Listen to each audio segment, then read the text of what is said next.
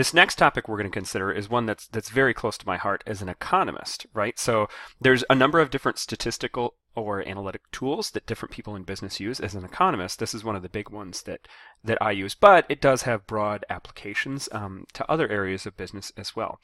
We're going to talk about trend lines and regression. We can start and talk about trend lines, and I just pulled this set of different functional forms with a couple of different examples to talk through some of them. So in a second we're going to turn to Excel and look at how we can very easily change the different functional forms to try to fit data, right? We can look at our data, try to assess a trend line, but there's different underlying functional forms that we could apply to that. And so I just want to point out some of these, right? So the linear trend line in red, right? You could think about if you had to describe what that linear trend line looks like in words, it is mathematically one of the simplest functional forms that we can adopt for a trend line. It's just a very simple linear form.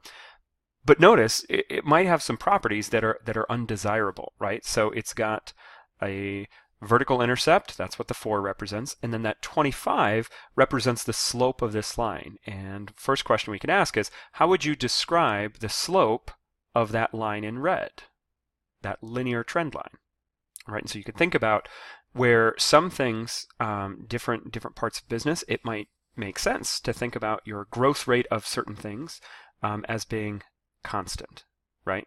But there might be other things, like when you think about cost, or you might think about market penetration, where the rate of change is probably not constant, right? But a linear trend line, again, the advantage is that it's the simplest to have and to communicate what's going on in your model, but it might always not do the best job of capturing data, capturing real life relationships. The logarithmic in blue, spot the blue one, right? A little bit more complicated functional form, but notice the properties that it has going on with it, right? So again, I'm going to ask a series of follow-up questions about these, but in words, how would you describe what's going on with the slope of this logarithmic trend line? Right, and so however you divided it in your own words, what I'm noticing about it is it looks like the slope starts out very, very, very steep, and then it flattens. It looks like it tapers off, right? And overall, for this functional form, it looks like it's increasing, but at a decreasing rate. It might be asymptotically approaching something. We can also focus on polynomials. Sometimes polynomials are useful, right? So the example that I've got right here is what we'd call a quadratic, right? We call it a quadratic polynomial, or a second order polynomial, because the power of the highest order variable is 2, so that's why it's a second order polynomial.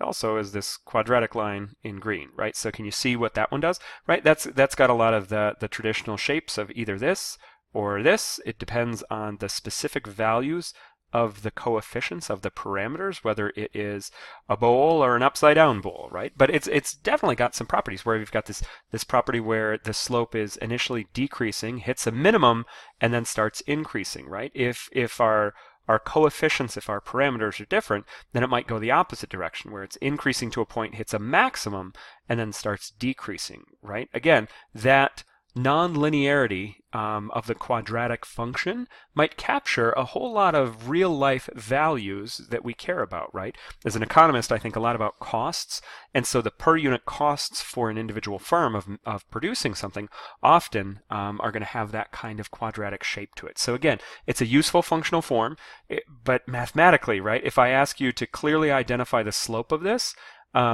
it's going to be difficult, right? The slope changes at every different point along the line, and so it would be a much, much, much more difficult task to describe the slope of the polynomial rather than to describe the slope of the linear. So we've got a little bit more complex mathematics, but maybe better capturing real life. Seems like that's oftentimes the trade-off that we face between our modeling, is trading off some simplicity and easy to explain with some capturing real life what's going on in our data. Another functional form that we can focus on is, this is called the power function. Notice the functional form of this on the right, and how right, so we've got our x raised to a certain power, and so the parameter that might be generated by our data is the exponent of this power function, right? But more than that, I want to have you take a quick look at the one that's in purple right there. How would you describe what's going on with the slope of the power function? And lastly, how about this exponential in orange, right? So we've got y e raised to the 0.25x, right? We've got the data might influence the parameter of the 0.25. Notice, what does the functional form of the one in orange look like, right? And so this one, right, it's got this kind of shape to it. Last question, right? How would you describe in your own words what the slope of an exponential function looks like? And so again, this exponential functional form, that might be a good way to capture some other variables that happen, right? So I'm an economist, so that's where I think a lot of the times, right? But if we think about GDP, or if we think about the inflation rate, that kind of, or the consumer price index, which is a way to measure the inflation rate, right? Oftentimes these have, they look like they have exponential growth in them, right? And if you're for more of the hard sciences, right? If you think about the population growth in an ecosystem, oftentimes that's also going to follow some kind of exponential functional form. And so what my main point is here, that we just wanted to talk through what some of the common functional forms were that we could use as we try to look at trend lines. Then what we can do is we can turn and look at some data in Excel and think about which one of these might be appropriate. And again, one of the big trade-offs that we want to focus on is what's the simplest model that we can have mathematically that still does a good job of capturing the relationship in the data so that we can most easily communicate that information to people who need it, your boss or your clients, right? But sometimes we're going to sacrifice the simplicity in mathematical modeling for something that's capturing the true underlying nature of the relationship between data. So oftentimes that's a struggle that we're going to have. The first one that we want to turn to and try to implement this in Excel is going to be with estimating the demand with regression, right? And so we're going to estimate trend lines. There should be a data set that we bring up in Excel that we can walk through that has this data. This slide is really just a point of reference, but the first thing we want to do is go ahead and open up that data set and then create something that looks like this. So the data set is on Moodle. It's called the price sales data, right? And it's got two variables, price, quantity. And so you can think about, is this cross-sectional, or is this time series, or is this cross-sectional, time series, or panel data? I forgot about the third one. This is clearly cross-sectional data.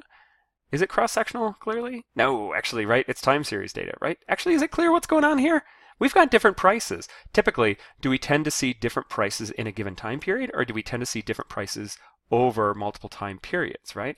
We can think about what exactly we're looking at. We're thinking about a market, and so for most markets, there's a price that dominates a market. So this is probably best thought of as time series data. We've got a bunch of different prices and we've got a bunch of different quantity demanded. So as a review, if you haven't taken your micro or macro classes yet, quantity demand, this is simply how many units people want to purchase, and this is the price that consumers are paying. And usually, right, as you saw from that previous graph, we expect those things to be inversely related to each other, that as goods become more expensive, consumers don't want to buy as much. So I'm going to highlight it, and if I go under my chart, I can do a scatter plot of this. So my question is the scatter plot that I just made, does it look like the scatter plot that I had in the notes? Generally it does, and I want to point out one big thing, right? What am I measuring vertically? The thing that I'm measuring vertically here is the second thing, quantity demanded. The thing I'm measuring horizontally is price. Pause for a second. Does that match what we had in the graph in the lecture notes, right? You went back and you verified that indeed, right? That is indeed the relationship. So without going too much on a tangent, if you have taken your micro class, this might be driving you a little bit nuts because we're putting price on the horizontal axis, right? And so, yes, most of the time when we're graphing out demand, we put price on the vertical axis. But oftentimes when we write a quantity demanded functional form in later economics classes, we actually use quantity demanded as our dependent variable. And so that is what we're putting on this vertical. So it's more consistent with what we'd be doing in higher level economics classes with the functional form, but it might look a little bit different if you've taken micro. Either way, you clearly see that these two variables look like they're moving in opposite directions, right? As quantity goes up, prices are going down. And so there's that inverse relationship. Hey, we can ask, can we fit a trend line to it? In Excel, this is not a really big deal, right? All we really need to do is just simply select the data, right? And if I do, oops, it's a little touchy with this trackpad, but if I highlight some of the data and then I right click it, I can very easily add a trend line, right? There's also that on the side piece, there's the ability to go under the trend line and look at some options as well, right? There's easy ways to do this. Not a big deal. How we get there, we just talked through different functional forms, right? The exponential, the linear, the logarithmic, polynomial, power, and then we're going to ignore the moving average for now. But, right, this is really easy to implement in Excel. It's got some data, and what Excel is doing in the background is saying, for this data, what's the best representation of an exponential, a linear, a logarithmic, and so on, functional form that does the best job of fitting this particular data. And so by default, right, it brings up a simple little linear trend line. And I can see the linear trend line right there. If I hop down to the bottom, I've got some options. I can set the intercept, which you would only want to do that if you have a specific reason to know what the intercept is, or more usefully, display the equation, display the r squared. Those are the two that I want to add to this. And notice, right, that with this first linear trend line that we were doing was, this first trend line we were doing was a linear trend line. And so notice the functional form and the estimated parameters, right? So the coefficient on the x and this other value, I'm referring to those as my parameters. Those are estimated values based on this data. So I've got y, and again, what does y actually represent in this model? It actually represents the amount of quantity demanded, and x, the thing that I'm measuring horizontally, is measuring price in this model. And so, real quick, as a question we can ask, can you explain what the value of the vertical intercept 20,512 would represent?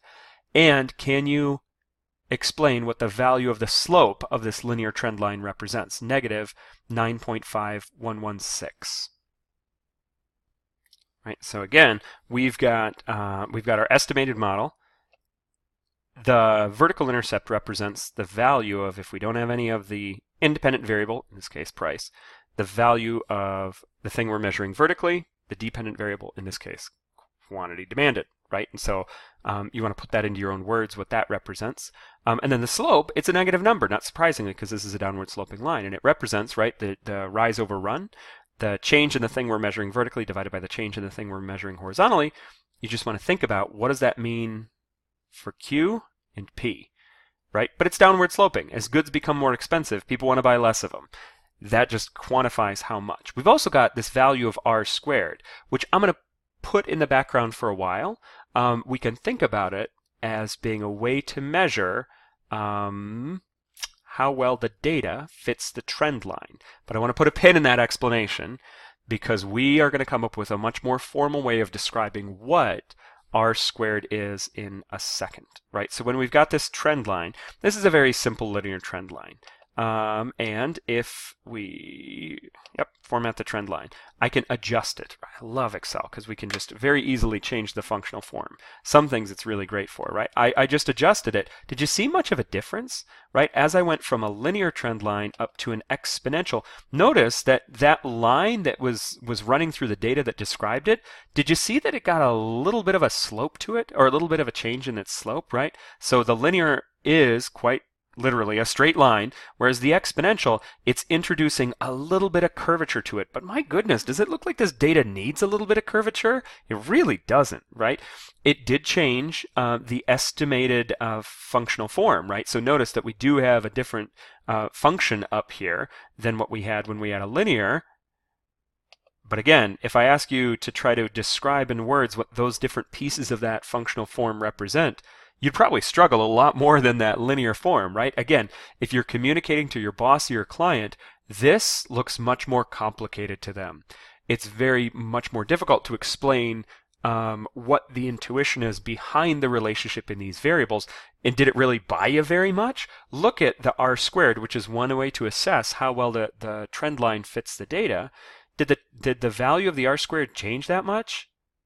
Barely changed, right? So it did a little bit better, But is that slight gain in how well the trend line captures what's really going on with the data, was it worth it for the difficulty in explaining what's going on with this functional form to a client or a boss? Or this linear trend line, which does just slightly worse according to the R squared, is maybe this an easier thing that you can explain to your boss or your client? Again, it's sometimes this trade-off between the complicated mathematics that captures what's going on a little bit better in the real world and the ability to explain what's going on, right? I would argue strongly that that linear trend line is probably a better way to go.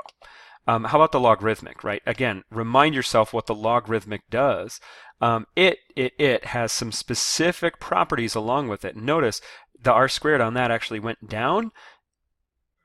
And boy, how difficult would it be to explain what's going on with those different parameters, right? Again, if you recall the polynomial, that polynomial, it starts with a second order polynomial, which is supposed to look like either an upside down bowl or a right side up bowl. And the data doesn't look like a bowl at all. And so when it's estimating it, it's really just going to be estimating one portion of that bowl, one side of that bowl, so to speak. And yeah, that those different parameters in this quadratic model don't really do a whole lot to explain. It doesn't really, we don't really see that pattern in the data, and so we've just added a whole lot of mathematical complication to it for very little gain in what's going on. The reason why I wanted to stay on polynomials a little bit is we wanted to change the order of the polynomial. So if a second order polynomial has a down and then an up, or alternatively an up then a down, if we change this to a third order polynomial, you may recall what that means, right? A third order polynomial means that we have three different directions. It's going to be an up, down, up, or a down, up, down, right? Where we've got a little bit more, and then we've got both a max and a min in our data. Does that really do very much for our data? Well, it made the R squared go up a little bit, but notice the complicated mathematical formula there. Again, if you're trying to explain to your boss or your client what's going on, that might not work. Again, I step back and I say, if you're going into finance or risk management or something related to that, then a higher order polynomial is actually telling you something really important about some risk preferences. And so maybe you want to look at those a little bit later on, but for our first pass in an intro analytics class, we don't. What I want to do is I want to keep adding different orders, and I want to point something out. Are you keeping an eye on the R squared on this? Notice, if I max out what Excel can do with the higher order polynomials, that R squared is just going to get higher and higher and higher. But what I'm doing is, in essence, I'm overfitting the data, right? When I increase the higher order polynomial, I'm giving greater flexibility to what my functional form can capture in the data. So yeah, if I add a whole bunch of flexibility into this functional form, it's going to do a much better job of capturing the actual data, but what comes next? Right? If I look at what value should come next, according to this functional form, it might have a value that's way out of line with what the trend line, with a linear trend line, would reveal. And so one of the challenges that I have when you do a higher order polynomial, you might get a really good fit to the data that you currently have. But if you want to use that for any kind of prediction about what's going to happen in the future, you might get it dramatically wrong because of the way you've overfit your data. In addition to that, explaining to a boss or a client what those coefficients are and how they could use those to make effective business decisions, that gets really difficult with a really high order polynomial. A power function. Recall what a power function looks like. And again, R squared, not super great explanation. Maybe we'd want to use that in certain instances, but it doesn't seem like it does a dramatically better job. So overall, I kind of like the linear trend, right? It does a pretty good job in terms of explaining it. I don't see anything in my data that's dramatically outside of a straight line trend, and it's got this ease of explanation to a client or a boss so that they can make good business decisions, which is the point of all of this. Right? So again, that was just a quick little review of trend lines. Now what we want to do is we want to explore a little bit more about regression. And in order to talk about regression, what we're really doing is that value of negative 9.5 and the value of 20512, regression is the way that we uncover or estimate those values for a trend line based on data. I lied. To consider this one other time, let's consider we're going to, again, try some different functional forms in Excel. There's a data set called crude oil prices. Bring that up. Think about if you could come up with this picture, and then we'll talk through some different modeling and what some different pieces represent. So again, I've got my data here of crude oil prices. This is another data set that's up on Moodle. I've got different dates. I've got different prices. You all know what crude oil is? If not, do a quick Google search of that just to give yourself a little bit of background. We've got some prices, and notice the timeline of this data, 2006 through 2008, when we were just starting to dip into that recession. Not surprisingly, which happens with a lot of recessions, there's also this increasing oil prices, and that sometimes is a result of, sometimes it's a cause of a recession. So let's go ahead and, we're selecting the data first to make our simple little graphic. I forgot that's where we were starting. So go ahead and do a scatter plot, and if we do a nice little scatter plot, we can adjust some of the options on this, right? So with this, I can, not plot the area. I meant the data, not that. So temperamental. Selecting the data, add a trend line. I've got this habit of doing that, but it's basically the same thing as what we had if we had opened the other option, right? So when we pull all these pieces together, right, our basic trend line starts with a linear representation. Does that really look like a good fit for it? Again, if we bring up the equation and the r squared of this, think about what are we measuring vertically? The y in this case is measuring the price of crude oil. What are we measuring horizontally, right? What's being measured are different time periods. Think about the frequency with which these time periods are being measured. They're months, right? And so each of the values down here represents months from January of 2006, actually from December of 2005, right? Because the first observation is January of 2006. So again, if this is the estimated model, pause for a second and see if you can think through and tell me what those different parameters represent.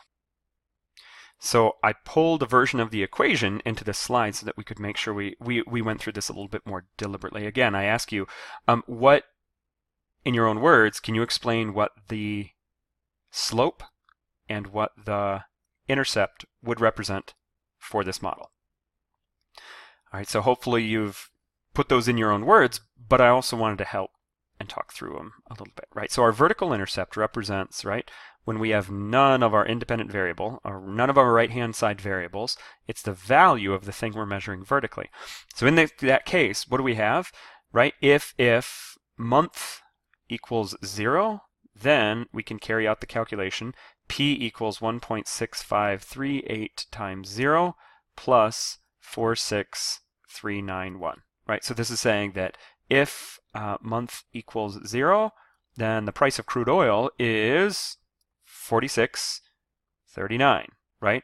So according to this trend line, we're really saying that at the start of the data series, with applying a linear trend to it, at the start of this data, that was too low. If we start at the beginning point of my data series and we fit a linear trend line to this, then prices of crude oil at the initial starting period should have been $46.39.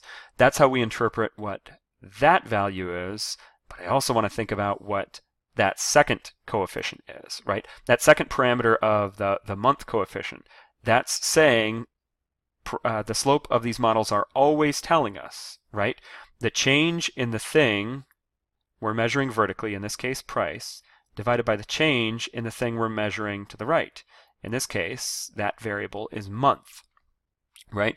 Rise over run, change in the thing we're measuring vertically divided by the change in the thing we're measuring horizontally. What this saying is, right, if when month equals 0, prices are 46,391, what if we evaluated the equation when month equals 1, right? We could calculate from the equation P equals 1.6538 times 1 plus 46.391. We can pause and do that math. Yep. So hopefully you double checked that math and you found that it was right. What do we have? When month increased from 0 to 1, when our denominator here went up by 1, how much did prices go up by? Prices went from 46.39 to 48.045. How big of a change is this? This change is 1.65 and then 4, because I'm basically rounding this up to 1.654, right? The slope in my line tells us how much the thing we're measuring vertically changes when we have one more unit of this variable. When month increases by 1, the slope tells us how much prices go up by. Prices went up by 1.654. For a 1 extra unit of this variable, the slope tells us, that coefficient tells us how much prices change by.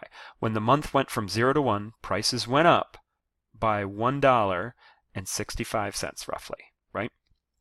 Pause real quick for a second, and what I want you to do is do the math. What if instead month was, say, 30, and then it went up to 31? Do that math real quick. All right, so verify that that math is correct. When we are 30 months out, the model predicts that prices will be $96.005.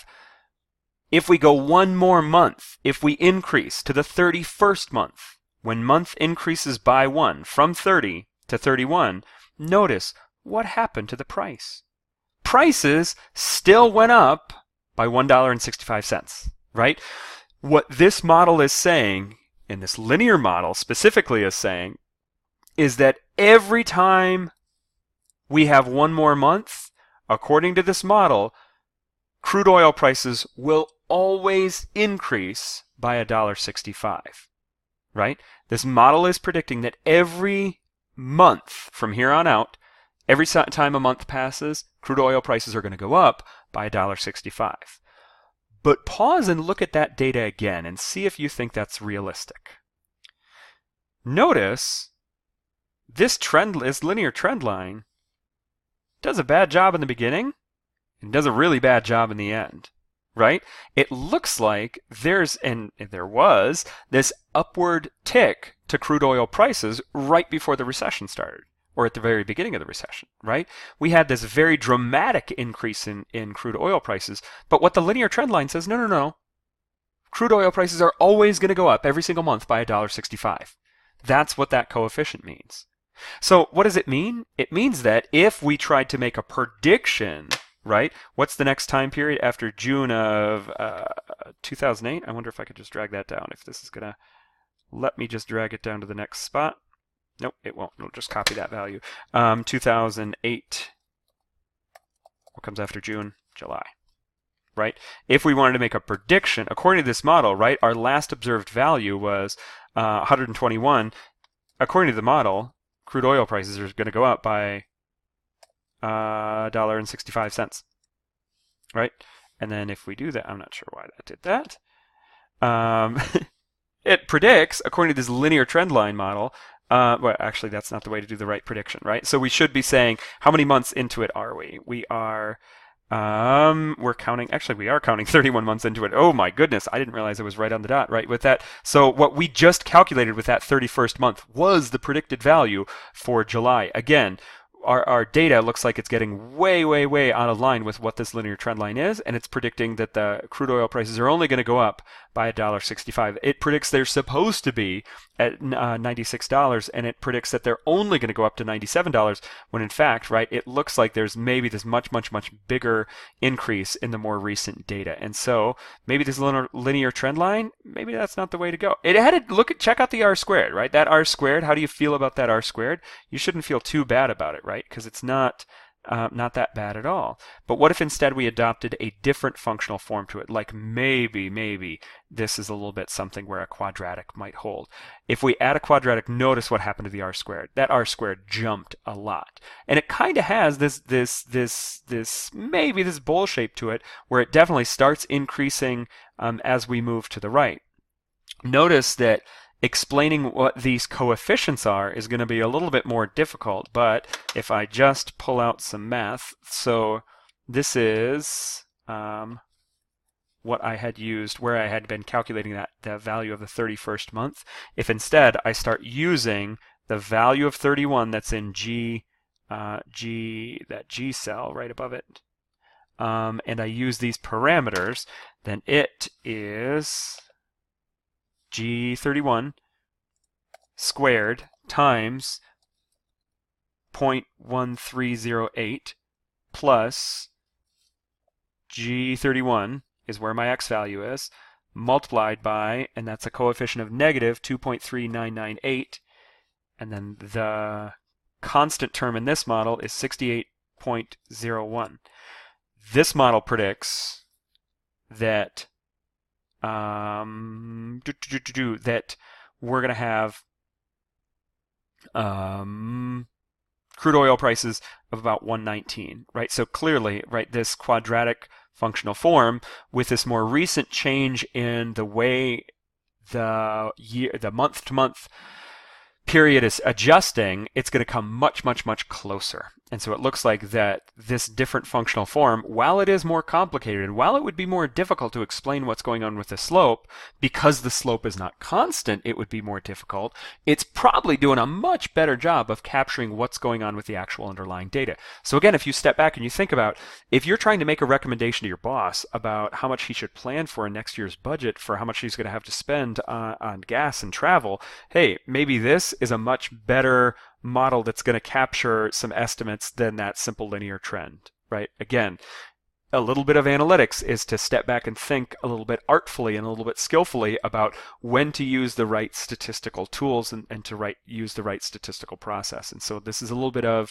using your gut and your intuition, right? Do you really want to stick with a linear trend line? That's simple, but does your gut tell you that that's the right move to make here?